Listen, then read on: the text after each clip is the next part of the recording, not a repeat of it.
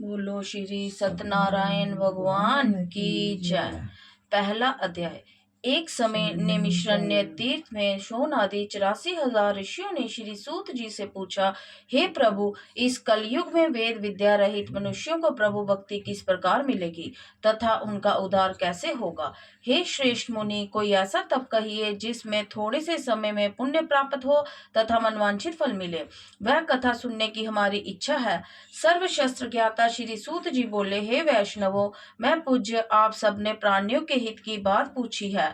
अब मैं उस श्रेष्ठ व्रत को आप लोगों से कहूंगा जिस व्रत को नारद जी ने लक्ष्मी नारायण से पूछा था और लक्ष्मीपति ने मुनि श्रेष्ठ नारद से कहा था, सो ध्यान से सुनो। एक समय योगीराज नारद जी दूसरों के हित की इच्छा से अनेक लोकों में घूमते हुए मृत्यु लोक में आ पहुंचे, जहां अनेक योनियों में जन्मे हुए प्राय सभी मनुष्यों को अपने कर्मों के द्वारा अनेकों दुखों से पीड़ित देखकर सोचा, किसी यत्न के करने से निश्चय ही दुखों का नाश हो सकेगा। ऐसा मन में सोचकर विष्णु लोक को गए। वहां श्वेत वर्ण और चार भुजाओं वाले देवों के ईश नारायण को, जिनके हाथ में शंख चक्र गदा और पद्म थे तथा वरमाला पहने हुए थे, उन्हें देखकर स्तुति करने लगे। हे भगवान, आप अत्यंत शक्ति से संपन्न हैं, मन तथा वाणी से आपको कोई नहीं पा सकता। आपका आदि मध्य अंत नहीं है। निर्गुण स्वरूप सृष्टि के कारण भक्तों के दुखों को नष्ट करने वाले हो, आपको मेरा नमस्कार है।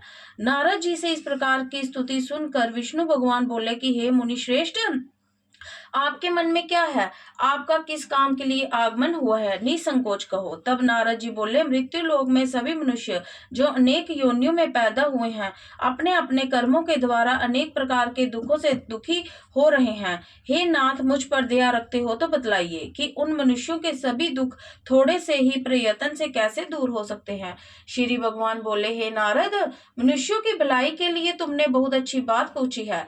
जिस काम के करने से मनुष्य मोह से छूट जाता है, वह मैं कहता हूँ, सुनो। बहुत पुण्य देने वाला, स्वर्ग तथा मृत्यु लोक दोनों से दुर्लभ एक उत्तम व्रत है। आज मैं प्रेम वश होकर तुमसे कहता हूँ, सत्यनारायण का ये व्रत अच्छी तरह विधि पूर्वक करके मनुष्य तुरंत ही यहाँ सुख भोग कर मरने पर मोक्ष को प्राप्त होता है। श्री भगवान के वचन सुनकर नारद मुनि बोले, उस व्रत का क्या फल है, क्या विधान है, किसने ये व्रत किया है और किस दिन ये व्रत करना चाहिए? विस्तार से कहो। भगवान बोले, दुख शोक आदि को दूर करने वाला, धन धान्य को बढ़ाने वाला, सौभाग्य तथा संतान को प्राप्त कराने वाला, ये व्रत सब स्थानों पर विजय करने वाला है। भक्ति और श्रद्धा के साथ किसी भी दिन मनुष्य श्री सत्यनारायण की शाम के समय ब्राह्मणों और बंधुओं के साथ धर्मपरायण होकर पूजा करे। भक्ति भाव से नवेद, केले का फल, घी, दूध और गेहूं का चूर्ण स्वाया लेवे। गेहूं के अभाव में साठी का चूर्ण, शक्कर तथा गुड़ ले और सब भक्षण योग्य पदार्थ जमा करके भगवान को अर्पण करे तथा बंधुओं सहित ब्राह्मणों को भोजन करवावे। पश्चात स्वयं भोजन करे। नित्य गीत आदि का आचरण कर सत्यनारायण भगवान का स्मरण करते हुए समय व्यतीत करे। इस तरह व्रत करने पर मनुष्य की इच्छा निश्चय पूर्ण होती है। विशेषकर कलिकाल में मृत्यु लोक में यही मोक्ष का सरल उपाय है। इति श्री सत्यनारायण व्रत कथा का प्रथम अध्याय संपूर्ण। दूसरा अध्याय। सूत जी बोले, ऋषियों, जिसने पहले समय में इस व्रत को किया है उसका इतिहास कहता हूँ, ध्यान से सुनो। सुंदर काशीपुरी नगरी में एक अत्यंत निर्धन ब्राह्मण रहता था। वह भूख और प्यास से बेचैन हुआ नित्य पृथ्वी पर घूमता था। ब्राह्मणों से प्रेम करने वाला भगवान ने ब्राह्मण को दुखी देखकर बूढ़े ब्राह्मण का रूप धर उसके पास जा आदर के साथ पूछा, है विप्र, नित्य दुखी हुआ पृथ्वी पर क्यों घूमता है? श्रेष्ठ ब्राह्मण, ये सब मुझसे कहो, मैं सुनना चाहता हूँ। ब्राह्मण बोला, मैं निर्धन हूँ, भिक्षा के लिए पृथ्वी पर फिरता हूँ। हे भगवान, यदि आप इसका उपाय जानते हो तो कृपा कर कहो। वृद्ध ब्राह्मण बोला कि श्री सत्यनारायण भगवान मनवांछित फल देने वाले हैं, इसलिए हे ब्राह्मण, तू उनका पूजन कर, जिसके करने से मनुष्य सब दुखों से मुक्त होता है। ब्राह्मण को व्रत का सारा विधान बतलाकर बूढ़े लकड़हारा का रूप धारण करने वाले श्री सत्यनारायण भगवान अंतर्ध्यान हो गए। जिस व्रत को वृद्ध ब्राह्मण ने बतलाया है, मैं उसको करूंगा, ये निश्चय करने पर उसे रात में नींद नहीं आई। वह सवेरे उठ सत्यनारायण के व्रत का निश्चय कर भिक्षा के लिए चला। उस दिन उसको भिक्षा में बहुत धन मिला, जिससे बंधु बांधवों के साथ उसने सत्यनारायण का व्रत किया। इसके करने से वह भी प्रसव दुखों से छूटकर अनेक प्रकार की संपत्तियों से युक्त हुआ। उस समय वह विप्र हर मास व्रत करने लगा। इस तरह सत्यनारायण भगवान के व्रत को जो करेगा, ये सब पापों से छूटकर मोक्ष को प्राप्त होगा। आगे जो पृथ्वी पर सत्यनारायण का व्रत करेगा, वह मनुष्य सब दुखों से छूट जाएगा। इस तरह नारद जी से नारायण का कहा हुआ ये व्रत मैंने तुमसे कहा। हे विप्रो, मैं अब और क्या कहूँ? ऋषि बोले, हे मुनीश्वर, संसार में इस विप्र से सुनकर किस किस ने इस व्रत को किया, हम सब वह सुनना चाहते हैं। इसलिए इसके लिए हमारे मन में श्रद्धा है। सूत जी बोले, मुनियो, जिस जिसने इस व्रत को किया है वह सुनो। एक समय एक ब्राह्मण धन और ऐश्वर्य के अनुसार बंधु बांधवों के साथ व्रत करने को तैयार हुआ। उसी समय एक लकड़ी बेचने वाला बूढ़ा आदमी आया और बाहर लकड़ियों को रखकर विप्र के मकान में गया। प्यास से दुखी लकड़हारा उनको व्रत करते देखकर विप्र को नमस्कार कर कहने लगा कि आप ये क्या कर रहे हैं और इसके करने से क्या फल मिलता है, कृपा करके मुझसे कहो। ब्राह्मण ने कहा, सब मनोकामनाओं को पूरा करने वाला ये सत्यनारायण भगवान का व्रत है। इसकी ही कृपा से मेरे यहाँ धन धान्य आदि की वृद्धि हुई है। विप्र से इस व्रत के बारे में जानकर लकड़हारा बहुत प्रसन्न हुआ। चरणामृत ले और प्रसाद खाने के बाद अपने घर को गया। लकड़हारे ने अपने मन में इस प्रकार का संकल्प किया कि आज ग्राम में लकड़ी बेचने से जो धन मिलेगा, उससे सत्यनारायण देव का उत्तम व्रत करूंगा। ये मन में विचार कर ये बूढ़ा लकड़हारा लकड़ियां अपने सिर पर रखकर जिस नगर में धनवान लोग रहते थे, वह ऐसे सुंदर नगर में गया। उस रोज वहां उन लकड़ियों का दाम पहले दिनों से चौगुना मिला। तब वह बूढ़ा लकड़हारा दाम ले और अति प्रसन्न होकर पके केले की फली, शक्कर, घी, दूध, दही और गेहूं का चूरन इत्यादि सत्यनारायण भगवान के व्रत की कुल सामग्री को लेकर अपने घर गया। फिर अब उसने अपने भाइयों को बुलाकर विधि के साथ भगवान जी का पूजन और व्रत किया। उस समय उस व्रत के प्रभाव से वह बूढ़ा लकड़हारा धन, पुत्र आदि से युक्त हुआ और संसार के समस्त सुख भोग कर वैकुंठ को चला गया। इति श्री सत्यनारायण व्रत कथा द्वितीय अध्याय संपूर्ण। तीसरा अध्याय। सूत जी बोले, हे श्रेष्ठ मुनि, अब आगे की कथा कहता हूँ, सुनो। प्राचीन समय में उल्कामुख नाम का एक बुद्धिमान राजा था। वह सत्य वक्ता और जितेंद्र था। प्रतिदिन देव स्थानों पर जाता तथा गरीबों को धन देकर उनके कष्ट दूर करता था। उसकी पत्नी कमल के समान मुख वाली सती साध्वी थी। भद्रशिला नदी के तट पर उन दोनों ने श्री सत्यनारायण का व्रत किया। उस समय वह वहां एक साधु वैश्य आया। उसके पास व्यापार के लिए बहुत सा धन था। वह नाव को किनारे पर ठहरा कर राजा के पास आ गया और राजा को व्रत करते हुए देखकर विनय के साथ पूछने लगा, हे राजन, भक्ति और युक्त चित्त से आप ये क्या कर रहे हैं? मेरी सुनने की इच्छा है, सो आप मुझे ये बताइए। राजा बोले, हे साधु, अपने बांधवों के साथ पुत्र आदि की प्राप्ति के लिए एक महाशक्तिवान सत्यनारायण भगवान का व्रत व पूजन किया जा रहा है। राजा के वचन सुनकर साधु वैश्य आदर से बोला, हे राजन, मुझसे इसका सब विधान कहो। मैं भी आपके कथानुसार इस व्रत को करूंगा। मेरे कोई भी संतान नहीं है और इससे निश्चय होगी। राजा से सब विधान सुन व्यापार से निवृत्त हो वह आनंद के साथ घर गया। साधु ने अपनी स्त्री से संतान देने वाले उस व्रत को समाचार सुनाया और कहा कि जब मेरे संतान होगी तब मैं उस व्रत को करूंगा। साधु वैश्य ने ऐसे वचन अपनी स्त्री लीलावती से कहे। एक दिन उसकी स्त्री लीलावती पति के साथ आनंदित हो संसारिक धर्म में प्रवृत्त होकर सत्यनारायण भगवान की कृपा से गर्भवती हो गई तथा 10वें महीने में उसको एक सुंदर कन्या का जन्म हुआ। वह दिनों दिन इस तरह बढ़ने लगी जैसे शुक्ल पक्ष का चंद्रमा बढ़ता है। कन्या का नाम कलावती रखा गया। तब लीलावती ने मीठे शब्दों में अपने पति से कहा, जो आपने संकल्प किया था कि भगवान का व्रत करूंगा, अब आप उसे करिए। साधु बोला, हे प्रिय, इसके विवाह पर करूंगा। इस प्रकार अपनी पत्नी को आश्वासन दे वह नगर को गया। कलावती पितृग्रह में वृद्धि को प्राप्त हो गई। साधु ने जब अपने नगर में सखियों के साथ अपनी पुत्री को देखा तो तुरंत ही दूध बुलाकर कहा, पुत्री के लिए कोई सुयोग्य वर देख कर लाओ। साधु के आज्ञा पाकर दूध कंचन नगर पहुंचा और वहां बड़ी खोज और देखभाल कर लड़की के लिए सुयोग्य वर पुत्र को ले आया। उस सुयोग्य लड़के को देखकर साधु ने अपनी बंधु बांधवों से प्रसन्नचित अपनी पुत्री का विवाह उसके साथ कर दिया, किंतु दुर्भाग्य से विवाह के समय भी उस व्रत को करना भूल गया। तब श्री भगवान क्रोधित हो गए और श्राप दिया कि तुम्हें दारुण दारुण दुख प्राप्त होगा। अपने कार्य में कुशल साधु बनिया जमाता सहित समुद्र के समीप स्थित रतनपुर नगर में गए और वहां दोनों ससुर जमाई चंद्रकेतु राजा के उस नगर में व्यापार करने लगे। एक रोज भगवान सत्यनारायण की माया से प्रेरित कोई चोर राजा का धन चुरा कर भागा जा रहा था, किंतु राजा के दूतों को आता देख कर चोर ने घबरा कर भागते हुए राजा के धन को चुपचाप वहीं रख दिया जहां वो ससुर जमाई ठहरे हुए थे।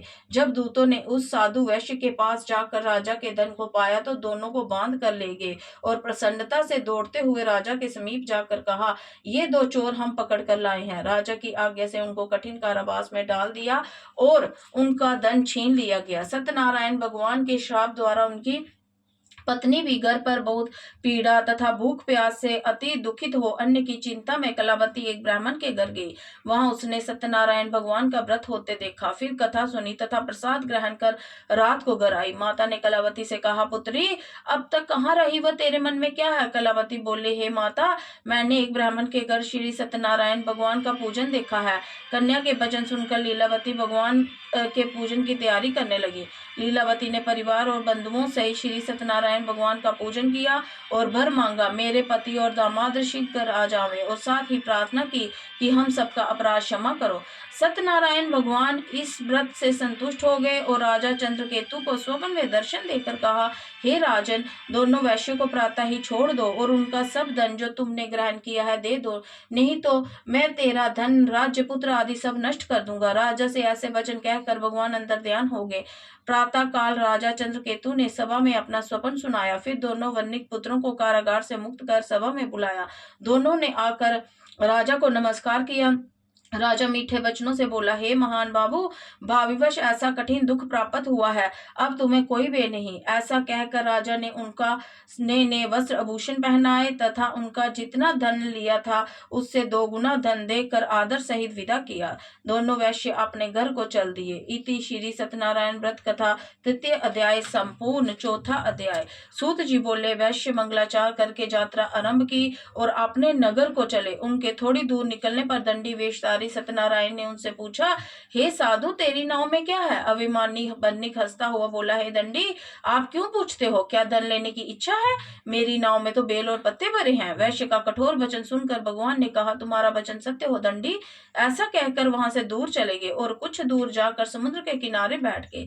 दंडी के जाने पर वैश्य ने नित्य क्रिया करने के बाद नाव को ऊंची उठी देखकर अचंभा किया तथा नाव में बेल पत्ते आदि देखकर मूर्छित हो जमीन पर गिर पड़ा। फिर मूर्छा खुलने पर अत्यंत शोक प्रकट करने लगा। उसका दामाद बोला कि आप शोक ना करें, ये दंडी का श्राप है, अतः उनकी शरण में चलना चाहिए, तभी हमारी मनोकामना पूर्ण होगी। दामाद के वचन सुन वह दंडी के पास पहुंचा और अत्यंत भक्ति भाव से नमस्कार करके बोला, मैंने जो आपसे असत्य वचन कहे थे उनको क्षमा करो। ऐसा कहकर भगवान शोकातिर हो रोने लगा। तब दंडी भगवान बोले, हे वन्निक पुत्र, मेरी आज्ञा से बार बार तुम्हें दुख प्राप्त हुआ है, तू मेरी पूजा से विमुख हुआ है। साधु बोला, हे भगवान, आपकी माया से ब्रह्म आदि भी आपके रूप को नहीं जानते, तब मैं ज्ञानी कैसे जान सकता हूँ? आप प्रसन्न होइए, मैं सामर्थ्य के अनुसार आपकी पूजा करूंगा, मेरी रक्षा करो और पहले के समान नौका में धन भर दो। उसके भक्ति वचन सुनकर दंडी भगवान ने उन्हें क्षमा किया तथा नौका को धन से भर दी। तब साधु ने भगवान सत्यनारायण का पूजन कर साथियों सहित अपने नगर को चला। जब अपने नगर के निकट पहुंचा तब दूत को घर भेजा। दूत ने साधु के घर जा उसकी स्त्री को नमस्कार कर कहा कि साधु अपने दामाद सहित इस नगर के समीप आ गए हैं। ऐसा वचन सुन साधु कर स्त्री ने बड़े हर्ष के साथ सत्यदेव का पूजन कर पुत्री से कहा, मैं अपने पति के दर्शन को जाती हूँ, तू कार्य पूर्ण कर शीघ्र आ। माता के ऐसे वचन सुनकर कलावती प्रसाद छोड़कर पति के पास गई। प्रसाद की अवज्ञा के कारण सत्यदेव ने रुष्ट हो उसके पति को नाव सहित पानी में डुबो दिया। कलावती अपने पति को ना देखकर रोती हुई जमीन पर गिर पड़ी। इस तरह नौका को डूबा हुआ तथा कन्या को रोता हुआ देखकर साधु दुखित हो बोला, हे प्रभु, मुझसे या मेरे परिवार से जो भूल हुई है उसे क्षमा करो। उसके दीन वचन सुनकर सत्यदेव प्रसन्न हो गए और आकाशवाणी हुई, हे साधु, तेरी कन्या मेरे प्रसाद को छोड़कर आई है, इसलिए इसका पति अदृश्य हुआ है। यदि वह घर जाकर प्रसाद खाकर लौटे तो इसे पति अवश्य मिलेगा। ऐसी आकाशवाणी सुनकर कलावती ने घर पहुंचकर प्रसाद खाया, फिर आकर पति के दर्शन किए। तब पश्चात साधु ने बंधु बांधवों सहित सत्यदेव का विधि पूर्वक पूजन किया। इस लोक का सुख होकर अंत में स्वर्गलोक को गया। इति श्री सत्यनारायण व्रत कथा चतुर अध्याय संपूर्ण। 5वां अध्याय। सूत जी बोले, हे ऋषियों, मैं और भी कथा कहता हूँ, सुनो। प्रजा पालन में लीन तुग्ध्वज नाम का एक राजा था। उसने भी भगवान का प्रसाद त्याग कर बहुत दुख पाया। एक समय वन में जाकर वन्य पशुओं को मारकर बड़ के पेड़ के नीचे आया। वहां उसने ग्वालों को भक्ति भाव से बांधवों सहित सत्यनारायण जी का पूजन करते देखा। राजा देखकर भी अभिमानवश वहां नहीं गया और ना नमस्कार ही किया। जब ग्वालों ने भगवान का प्रसाद उसके सामने रखा तो वह प्रसाद को त्याग कर अपनी नगरी को चला गया। वहां उसने अपना सब कुछ नष्ट पाया। वह जान गया कि ये सब भगवान ने किया। तब वह विश्वास कर ग्वालों के समीप गया और विधि पूर्वक पूजन कर प्रसाद खाया तो सत्यदेव की कृपा से पहले जैसे था सब वैसा ही हो गया। फिर दीर्घ काल तक सुख भोग कर मरने पर स्वर्गलोक हो गया। जो मनुष्य इस परम दुर्लभ व्रत को करेगा, भगवान की कृपा से उसे धन धान्य की प्राप्ति होगी। निर्धन धनी और बंदी बंधन से मुक्त होकर निर्भय हो जाता है। संतानहीनों को संतान प्राप्त होती है तथा सब मनोरथ पूर्ण होकर अंत में वैकुंठ को जाता है। जिन्होंने पहले इस व्रत को किया, अब उनके दूसरे जन्म की कथा कहता हूँ। वृद्ध शांतानंद ब्राह्मण ने सुदामा का जन्म लेकर मोक्ष को पाया।